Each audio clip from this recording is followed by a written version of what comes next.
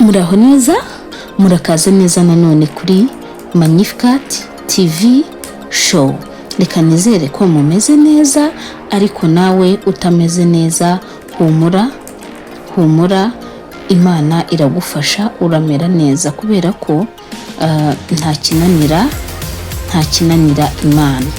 Uyu munsi rero bakunzi ba Magnificat TV show, nifuje kubabwira uburyo 10 bwagufasha kuzigama amafaranga mu buryo bworoshye kandi bufatika. Uburyo bwa mbere, shyiraho intego yo kuzigama.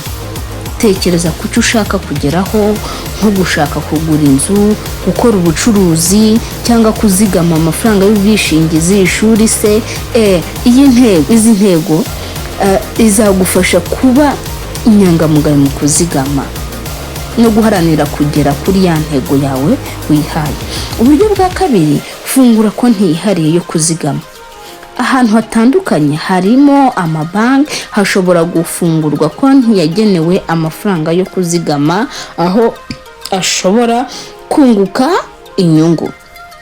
Uburyo bwa gatatu, genza neza inguzanyo. Rimwe na rimwe kugabanya cyangwa kwirinda imyenda y'inguzanyo birashobora kugufasha kuzigama amafaranga yakoreshwa mu nyungu zayo.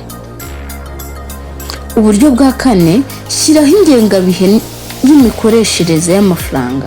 Teganya ibyo uzakoresha buri kwezi, kandi ushyireho amafaranga yagenwe yo kuzigama mbere y'uko utangira gusesagura.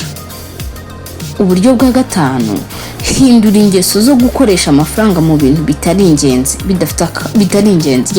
Gabanya guhaha ibyo udakeneye cyangwa byihutirwa nka kafe buri munsi cyangwa imyenda udakeneye. Uburyo bwa gatandatu, ikoreshwa rya tekinoloji. Shyira ku gikoresho cyangwa telefone cyangwa mudasobwa porogaramu zigufasha kugenzura uburyo ukoresha amafaranga n'ukuntu wabika byinshi. Uburyo bwa karindwi, shaka amafaranga y'inyongera. Tekereza uburyo wabona akazi ka kabiri cyangwa ugakora umushinga muto wabyara inyungu. Nimba ukorera leta cyangwa se ukorera ikigo cyigenga, ibyo ari byo byose ushobora gusanga hari igihe udakora. Ugomba gutekereza ku kandi ka business wakora nk'aga side hustle cyangwa kandi kazi kakwinjiriza amafaranga.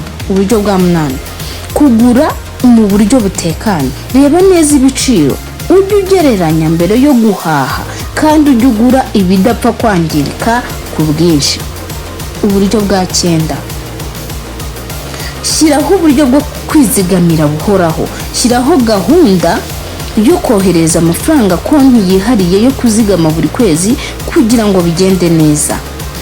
Uburyo bwa 10, shaka inama n'ubujyanama by'uwize imicungire y'imari. Hari inzobere mu micungire y'amafaranga zagufasha gutegura neza uburyo bwo kwizigamira.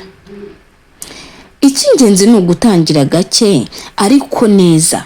Uko ugenda uzamura umuvuduko wo kuzigama bitewe n'amahirwe cyangwa ubushobozi ubona. Ndabifuriza rero amahirwe masa muri uru rugendo rw'iterambere. Nimba wumva hari icyo washaka ko tuzakubwiraho, watwandikira muri comment. So mukore subscribe, like, share and comment guys. Ndabakunda cyane, n'umugisha kubagira. I love you guys. Mugira ibihe byiza, Imana ibarinde.